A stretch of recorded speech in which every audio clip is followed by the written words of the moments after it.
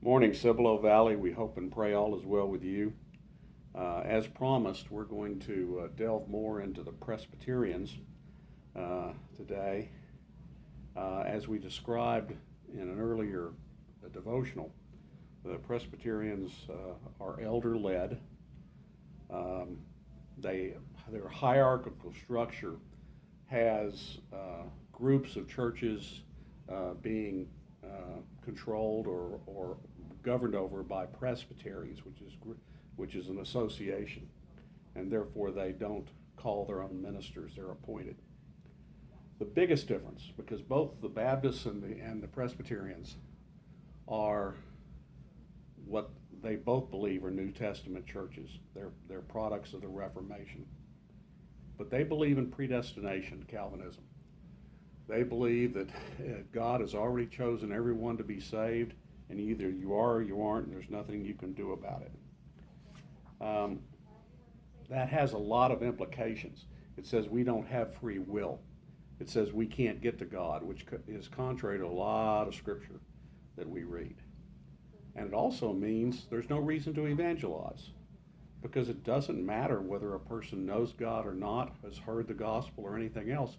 He's already chosen who he's going to take and not take. So again, that's very incongruent with New Testament scripture. They do believe in a public confession, but that does not guarantee access to heaven. It's all up to God.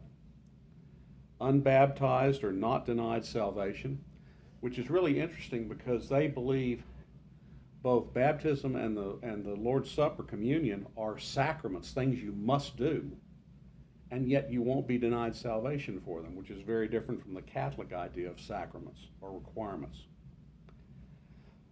They believe your baptism can be performed in another church. So if you come to them, this is unlike Baptists. If we have somebody who's baptized in another faith that has a different belief system, then to enter into our church, we will normally ask them to be rebaptized.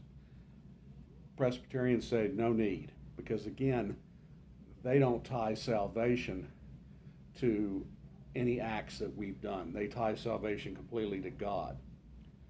Communion is a time to renew faith, strengthen participants for the duties and privileges of Christian service, and they represent the sacrificial body and blood of Christ. That is not unlike our ordinance. They do have these creeds in which they try to summarize Scripture. Some are chosen to preside over the affairs of the church. Those are the elders. Some provide direction and leadership of the community of the worshipers. Others perform different church functions such as preaching, teaching, charity, business, etc. And again, all of these would normally be elder functions. The ministry is the membership, not the church, not a special group set apart from the rest. They have a stated but not strict liturgy, which means their order of service and worship can be different. Services may vary by congregation. They're very democratic, like Baptists. Thoughtful reading and interpretation of scriptures are essentials, following the teachings of Calvin, John Knox, and John Witherspoon, which means they have belief systems that were grounded in the escape from the Anglican Church of England. To be an effective church member, maintaining Christian habits, church attendance, Bible reading, prayer, participation in church activities, these are all works. Set a worthy example to the world to be salt and light. You see, again and again, we see parallels to what we believe in the Baptist church, but again, it's conformed to this works ideology, even though you can't work for it, because God's already chosen who he will. You're to give regularly on time to the church, money and abilities given to one by God. They stress education to become informed about Christian work all over the world and support it. Now, there are a couple of different groups or associations of Presbyterians. PCUSA once had 1.7 million members. They're declining. In 1983, they merged with a very progressive group called the United Presbyterians. Together, that gave them about 3.1 million then, but they got less than that today. This liberal group has women, gay, and gay partnered ministers, and they can perform gay marriages. The sessions control church budgets, deacons, and appoint ministers. Geographical presbyteries control congregational formation or dissolution as well as ordaining ministers. Synods have at least 3 presbyteries in them, or groups of churches, and in communication and coordination to have a final judicial court. So they are ruled by these associations. That's very different from Baptists, who we are only an association that we are a part of. They in no way control the local church. The local church has autonomy in a Baptist church. The second largest Presbyterian group, have about 350,000 of them, is the PCA, which is much more conservative. They do not allow female or gay ministers. They're a lot more conservative, but a smaller splinter group of PCUSA.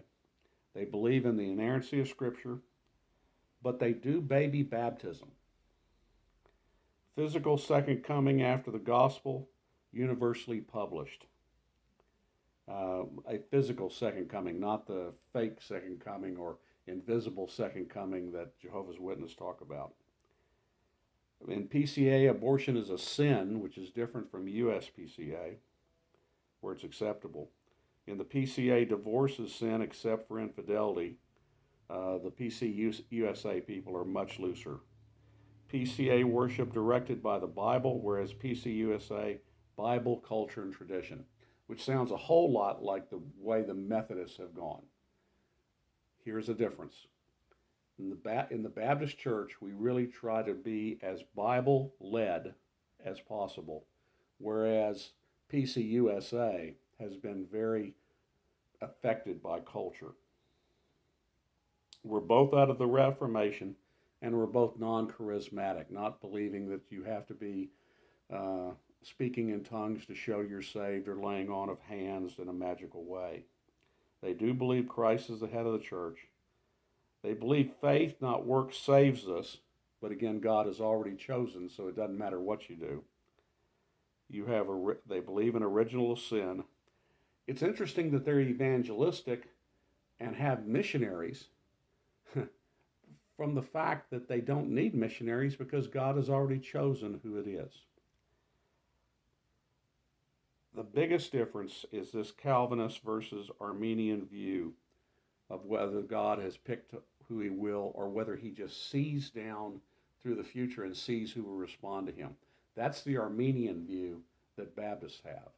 And it's one that gives us great hope in that we can all come to God and he will make it possible for us. And I hope you carry that with you today.